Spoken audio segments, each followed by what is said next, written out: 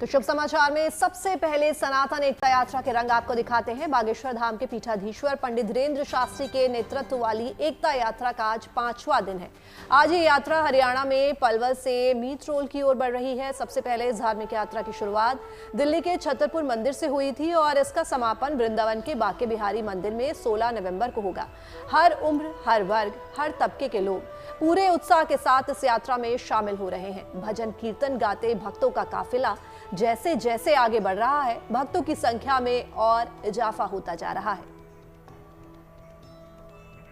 तो देखिए किस तरह से एकता यात्रा में लोग जो हैं वो लगातार शामिल हो रहे हैं। छतरपुर से ये यात्रा शुरू हुई थी जिसका समापन 16 नवंबर को बांके बिहारी मंदिर में पहुंचकर होगा और सभी वर्ग के लोग इसमें आपको दिख जाएंगे, चाहे वो बच्चा हो, चाहे वो जवान हो, चाहे वो बूढ़ा हो।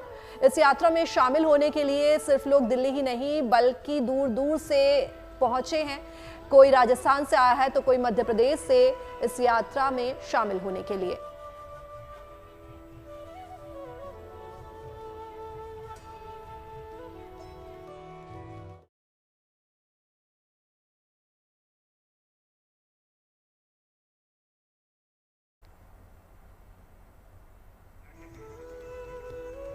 देखिए किस तरह से एकता यात्रा में लोगों का हुजूम लगातार आगे बढ़ता जा रहा है और ये यात्रा जो है आज से 5 दिन पहले इसकी शुरुआत हुई थी। धीरेन्द्र शास्त्री लगातार जो है इस यात्रा का हिस्सा रहे हैं और साथ ही साथ कई लोग भी इसमें जुड़ते जा रहे हैं और जगह जगह से लोग इस यात्रा के लिए, इस पदयात्रा के लिए यहाँ पहुंचे हैं, दूर दूर से यहाँ पहुंचे हैं और तो और नेपाल से भी लोग इस पदयात्रा में शामिल होने के लिए यहाँ पहुंचे हैं।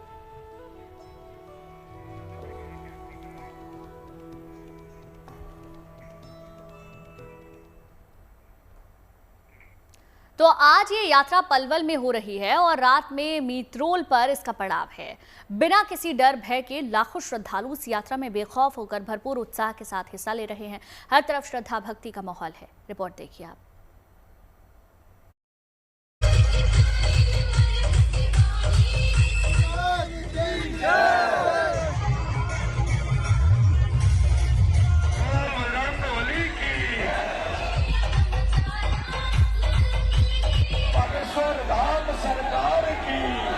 सुबह से शाम होती है, दिन से रात हो जाती है,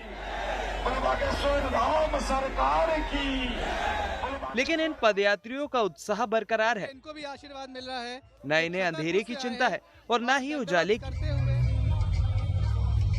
इनके मन में उल्लास की वही लहर अभी भी कायम है जो यात्रा के पहले दिन से ही नजर आ रही है। तो श्रीमद ऊर्जितम में वो मेरे ही तेज का अंश होती है। निसंदेह हमारे प्यारे ठाकुर के तेज का वह दिव्य अंश। किसी के चेहरे पर ना तो थकान का कोई निशान है, ना कोई शिकन है और ना ही किसी को किसी तरह की परेशानी का एहसास हो रहा है। बेखौफ, बेधड़क ये सारे लोग अपनी इस पावन यात्रा में वृंदावन धाम के रास्ते पर कदम बढ़ाते नजर आ रहे हैं। नाचते गाते, श्रद्धा और भक्ति की धुनों पर झूमते हुए लोग भरपूर आत्मविश्वास के साथ अपने मुकाम की ओर आगे बढ़ रहे हैं।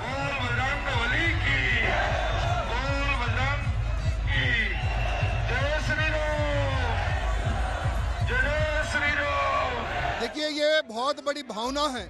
जैसे गुरुजी भी नंगे पैर चलते आए हैं और आज लाखों भगत उनके साथ कदम से कदम मिलाकर नंगे पैर चल रहे हैं।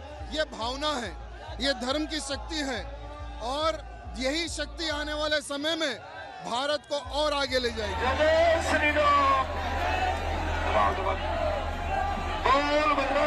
बागेश्वर धाम पीठाधीश्वर पंडित धीरेन्द्र शास्त्री के नेतृत्व में यह पदयात्रा पिछले 4 दिनों से बदस्तूर जारी है। यात्रा का आज 5वां दिन है और आज यह यात्रा पलवल सेकेंडरी स्कूल के अपने पड़ाव से आगे बढ़ रही है। निर्धारित कार्यक्रम के अनुसार आज दोपहर ये यात्रा पलवल शुगर मिल पहुंचेगी। वहां भोजन और विश्राम के बाद यात्रा फिर आगे बढ़ेगी। आज रात में यात्रा का पड़ाव मीतरोल में होगा और वहां से फिर कल तड़के यह यात्रा वंचारी के अपने अगले पड़ाव के लिए रवाना होगी। पूरे यात्रा मार्ग में लोगों का भारी हुजूम पंडित धीरेन्द्र शास्त्री के साथ चल रहा है। बुजुर्ग हो या बच्चे, तमाम श्रद्धालु धीरेन्द्र शास्त्री के करीब पहुंचना चाहते हैं, उनसे आशीर्वाद लेना चाहते हैं। धीरेंद्र शास्त्री कोशिश करते हैं कि किसी को निराश ना होना पड़े। कैसे हो तस्वीरें इस यात्रा को और खूबसूरत बनाती हैं। जब वो बच्चों से इस तरह मिलते हैं, ये बच्चा उनसे मिलकर रोने लगा है। देखिए, इनको भी आशीर्वाद मिल रहा है। ये छतरपुर से आए हैं और दंडवत करते हुए आगे यात्रा में बढ़ रहे हैं। दंडवत यात्रा कर रहे हो 1500 किलोमीटर की। एक और बोला भैया, एक और बोला। युवा हो या बुजुर्ग, सभी धीरेंद्र शास्त्री से मिलकर भावुक नजर आते हैं। उनके साथ सेल्फी लेते हैं और आगे बढ़ते हैं। कोई उन्हें तस्वीर भेंट करता है, आशीर्वाद पाना चाहता है। इतनी भीड़ के बीच सुरक्षाकर्मी धीरेंद्र शास्त्री के इर्द गिर्द घेरा बनाकर चलते हैं ताकि कहीं कोई चूक न हो, किसी तरह का जोखिम न हो। वहीं धीरेंद्र शास्त्री की निगाहें हर ओर रहती हैं। अपने आसपास से लेकर फ्लाईओवर और पुल पर खड़े समर्थकों और श्रद्धालुओं का अभिवादन करते हुए वे आगे बढ़ रहे हैं, जनता को एकता का संदेश दे रहे हैं। हिंदू राष्ट्र हो भारत, यही अपील है। हिंदू एक हो, अपनी संस्कृति को जानो, अपनी परंपराओं को जानो, अपनी परंपराओं को जानो, यही हमारा उद्देश्य है। इस सनातन एकता यात्रा में किसी को किसी तरह का कोई डर भय नहीं है। सभी इसमें भाग लेकर परम आनंद की अनुभूति कर रहे हैं। बहुत फुल आनंद। इतना आनंद अगर मैं अपने गांव में अरबों खरबों खर्च कर देता तो न पाता जितना यहाँ पर पा रहा हूँ। अपनी फैमिली जैसे लग रहे हैं। इतना अद्भुत दृश्य मैंने अपनी लाइफ में कभी नहीं देखा। इतने सारे त्योहार होते हैं, हम इतनी अच्छी अच्छी जगह भी जाते हैं, पर मैंने ऐसा अपने जीवन में कभी अनुभव नहीं करा कि इतने लंबी दूरी में पैदल यात्रा के दौरान हमें इतना अच्छा लगेगा। ऐसा लग रहा है जैसे हम स्वर्ग में हैं। सब अपने जैसे लग रहे हैं। कभी कोई किसी तरीके की दिक्कत नहीं, कोई लड़ाई झगड़ा नहीं किसी को किसी से। सब चारों तरफ आप देखेंगे ना, इतनी यूनिटी है, इतना प्यार है। ऐसा लग रहा है जैसे हमारी फैमिली साथ चल रही हो। 10 दिनों की इस यात्रा के 4 दिन पूरे हो चुके हैं और अभी तक 50 किलोमीटर से ज्यादा दूरी तय की जा चुकी है। इस दरमियान यात्रा में सुरक्षा के तो पुख्ता इंतजाम है ही, यात्रा में शामिल लोग खुद भी काफी अनुशासित हैं। यही वजह है कि लगातार एकदम शांतिपूर्ण तरीके से यह यात्रा चल रही है। पैदल चलते हुए यात्रियों के पांवों में छाले भी पड़ रहे हैं, लेकिन इनके जोश और जज्बे में कोई कमी नहीं है। नंगे पांव चलने से छाले पड़ गए, छाले पड़ के फट गए थे मेरे पैर में। नंगे पैर चल रही थी आप? जी हाँ, नंगे पैर चल रहे थे, जुराब पहने थे, फिर भी छाले पड़ के फट गए थे। अब कैसे करिएगा यात्रा पूरी? कर लेंगे ना, बालाजी की कृपा से कर लेंगे ना। अभी गुरुजी साथ में तो हम लोग कर लेंगे कृपा। तो बालाजी की बरस रही है। हम तो बोलेंगे भाई आप भी चलो साथ में, जितने लोग हैं सब चलें साथ में। दिल्ली से वृंदावन हम लोग जा रहे हैं, हम दिल्ली से चल रहे हैं। हिम्मत टूट तो नहीं रही है? नहीं, हिम्मत बढ़ रही है। हम लोग शाम को हम लोग को जो एनर्जी मिलती है, फिर सुबह में गुरुजी हम लोग को जो अर्जी लगाते हैं, राष्ट्रगान होता है, फिर उसके बाद हनुमान चालीसा होता है, फिर अर्जी लगती है, हम लोग को और दुगनी एनर्जी के साथ हम लोग आगे बढ़ रहे हैं।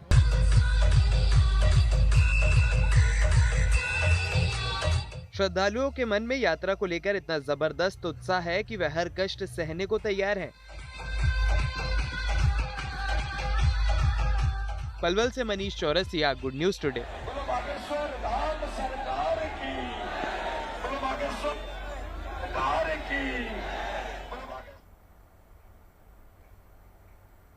और आइए अब सुनते हैं इस एकता पदयात्रा को लेकर पंडित धीरेंद्र शास्त्री का क्या कुछ कहना है। आज 5वां दिन है पदयात्रा का। न हम रुकेंगे न हम झुकेंगे। इस देश में जब तक भारतीयों की एकता, सनातनियों की एकता नहीं हो जाएगी, तब तक अब हम पदयात्राएं करते रहेंगे। तो एकता यात्रा लगातार आगे बढ़ रही है और इसी यात्रा के साथ हमारे संवाददाता मनीष चौरसिया भी आगे बढ़ते जा रहे हैं। हमारे साथ सीधे लाइव जुड़ गए हैं, सीधे मनीष का ही रुख करेंगे। मनीष, यात्रा के कौन से रंग हैं जो आपको अद्भुत नजर आ रहे हैं, वो आप हमारे दर्शकों के साथ साझा करना चाहेंगे?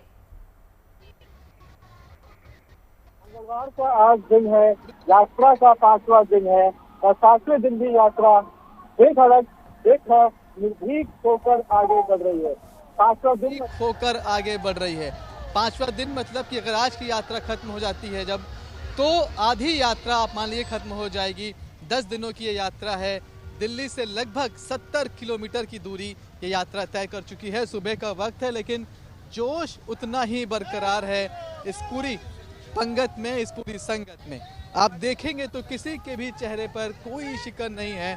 सब सुबह से ही एकदम चार्ज होकर आते हैं और जय श्री राम के नारे के साथ, जय बागेश्वर धाम के साथ वो लगातार आगे बढ़ते रहते हैं।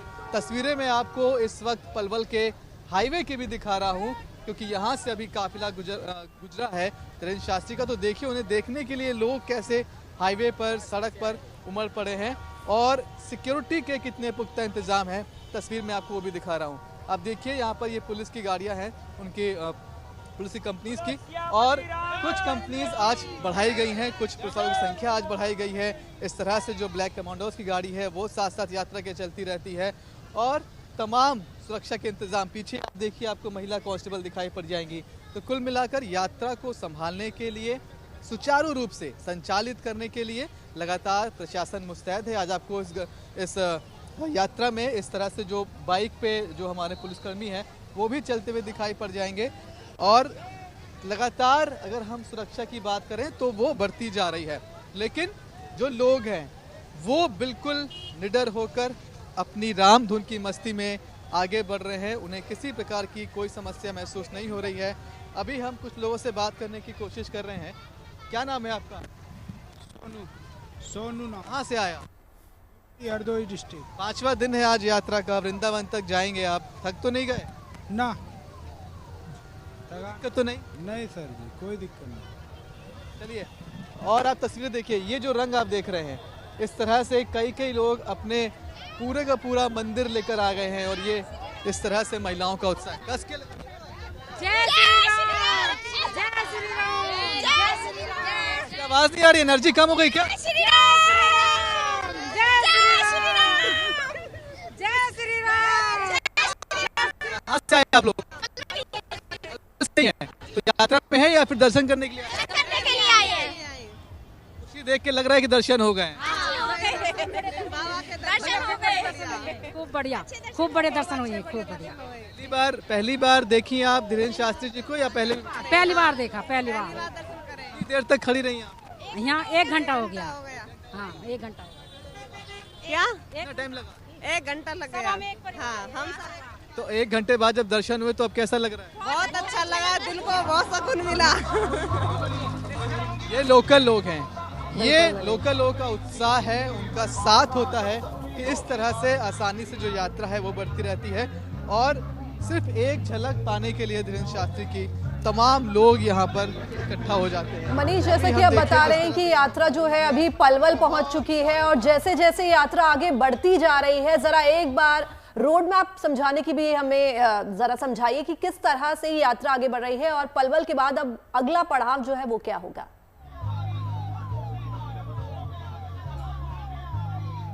आज की यात्रा पलवल में ही रहेगी, उसके अलग अलग जो स्टॉपेज हैं वो होंगे।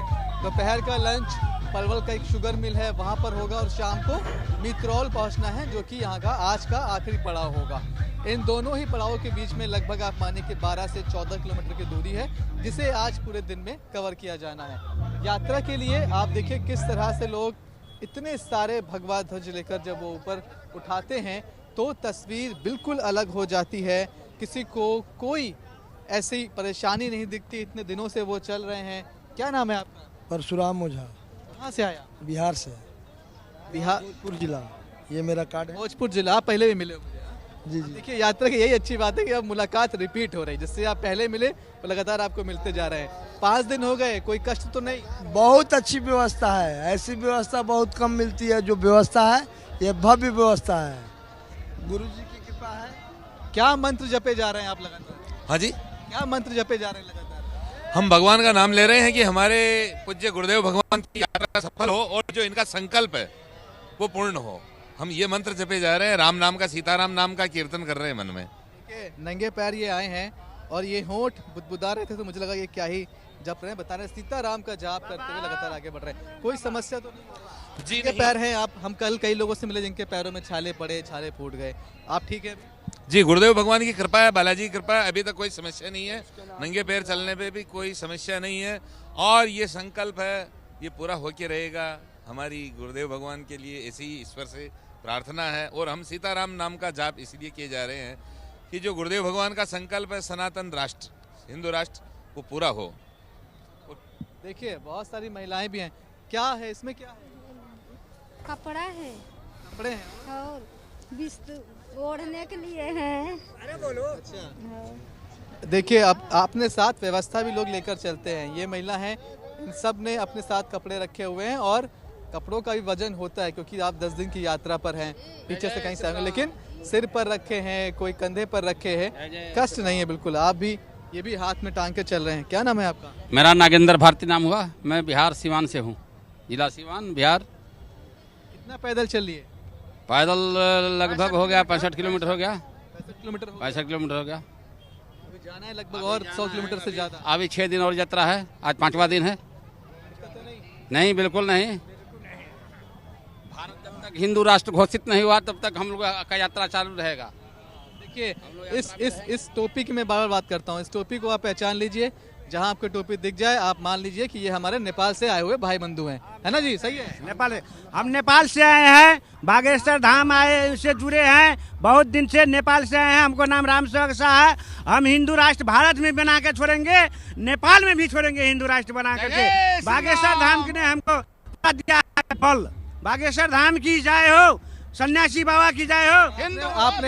आपने उनसे कहा कि जैसी पदयात्रा यहाँ से निकाल रहे हैं, जैसी पदयात्रा मध्य प्रदेश में निकालते हैं, नेपाल में भी निकाल। हाँ, बाबा ने हमको कल कहा कि भारत बनेगा, नेपाल भी तेरा बनेगा। 1.5 घंटा 2 घंटा बाबा ने हमको अपना लाठी पकड़ के घुमाया कल।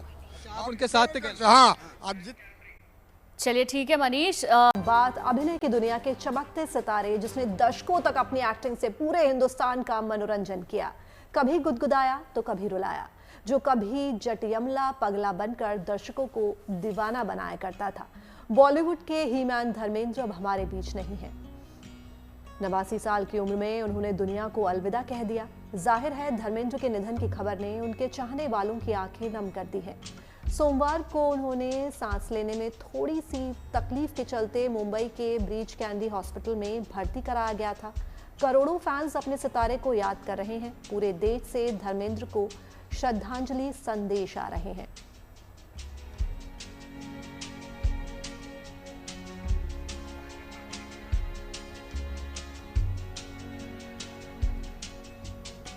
तो आज पूरे देश ने धर्मेंद्र को खो दिया है। बॉलीवुड के हीमैन कहे जाने वाले धर्मेंद्र अब हमारे बीच नहीं है। 89 साल की उम्र में उन्होंने दुनिया को अलविदा कह दिया। धर्मेंद्र के निधन की खबर से उनके चाहने वालों की, उनके फैंस की आंखें बेहद नम हैं। सब उन्हें याद कर रहे हैं और सोमवार को उन्हें सांस लेने में तकलीफ के चलते उनको मुंबई के ब्रीच कैंडी हॉस्पिटल में भर्ती कराया गया था।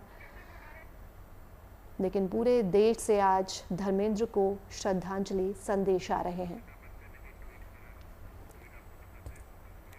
अमिताभ बच्चन ने भी धर्मेंद्र के निधन पर ट्वीट किया है। वो ट्वीट आपको दिखाते हैं। धर्मेंद्र को याद करते हुए उन्होंने सदी के महानायक ने लिखा, ब्लैंक ट्वीट उनकी ओर से किया गया है जो इस वक्त हम आपको दिखा रहे हैं, या ये कहें कि बिग बी भी इससे निशब्द हो गए हैं। अमिताभ और धर्मेंद्र ने एक साथ कई फिल्मों में काम किया जिनमें शोले, चुपके चुपके, राम बलराम जैसी यादगार फिल्में शामिल हैं। इन दोनों अभिनेताओं की जोड़ी को बॉलीवुड की सबसे प्रतिष्ठित और लोकप्रिय जोड़ियों में से एक माना जाता है। ऐसे में अपने साथी मित्र का जाने से अमिताभ बच्चन बेहद दुखी हैं और उनके जाने से निशब्द हो गए हैं।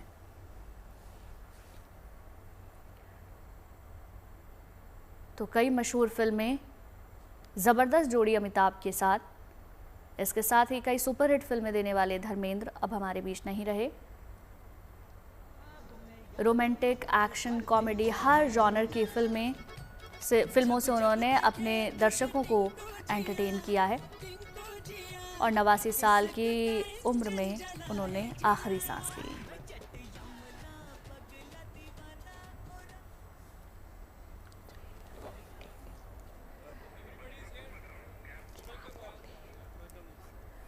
देखिए किस तरह से आज पूरा देश धर्मेंद्र को याद कर रहा है। सदी के महानायक अमिताभ बच्चन ने भी उनके लिए ब्लैंक ट्वीट किया और बिना कुछ कहे बिग बी निशब्द हो गए। अमिताभ और धर्मेंद्र ने कई फिल्में एक साथ की हैं जिनमें शोले, चुपके चुपके और राम बलराम जैसी यादगार फिल्में शामिल हैं। इन दोनों अभिनेताओं की जोड़ी को बॉलीवुड की सबसे ज़बरदस्त जोड़ी, सबसे लोकप्रिय जोड़ी में से एक माना जाता था।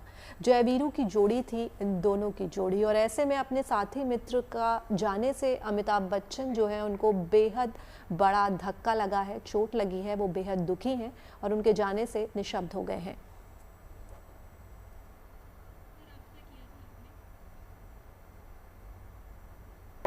रोमांस हो या फिर एक्शन, कॉमेडी हो या इमोशन, हर जॉनर में उन्होंने अपनी एक्टिंग से दर्शकों का दिल जीता।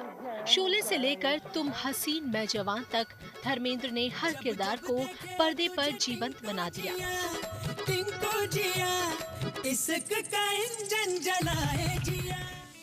अगर धर्मेंद्र के फिल्मी सफर की बात करें तो फिल्म दिल भी तेरा हम भी तेरे से बॉलीवुड में एंट्री की।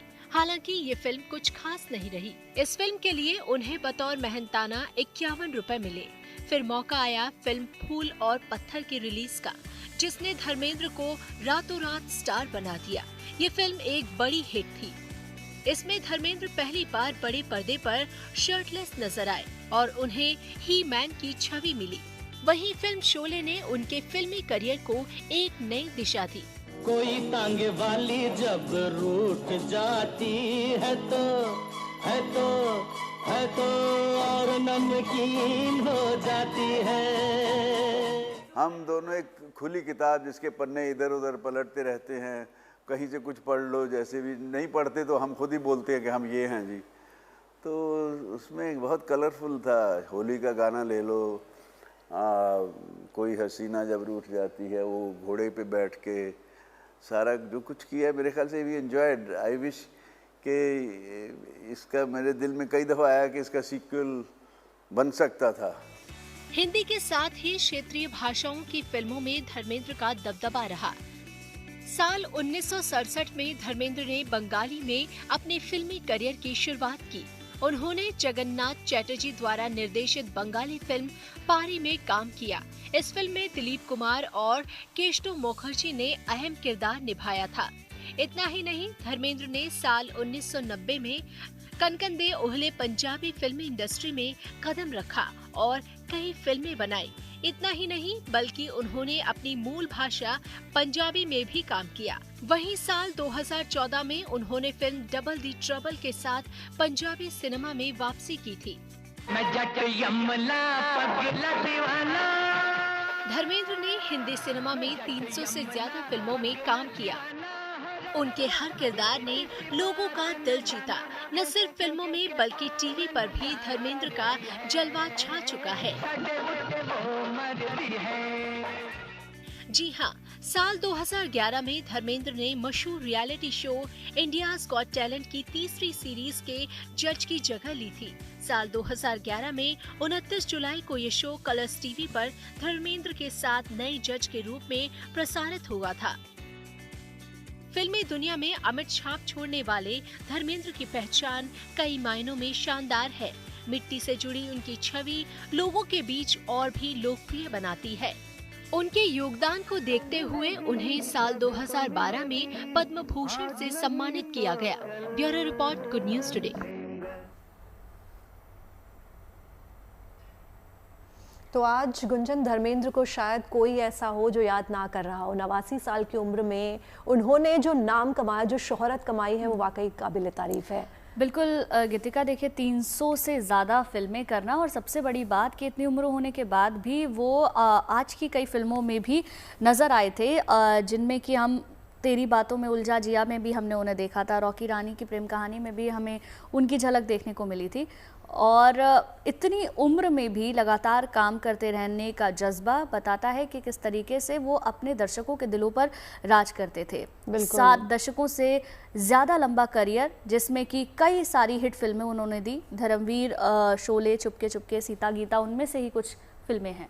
जी, बॉलीवुड के हीमैन कहे जाने वाले मशहूर दिग्गज अभिनेता धर्मेंद्र का आज निधन हो गया है। धर्मेंद्र का अगर हम उनके जन्म की बात करें तो 8 दिसंबर 1935 में पंजाब में हुआ था।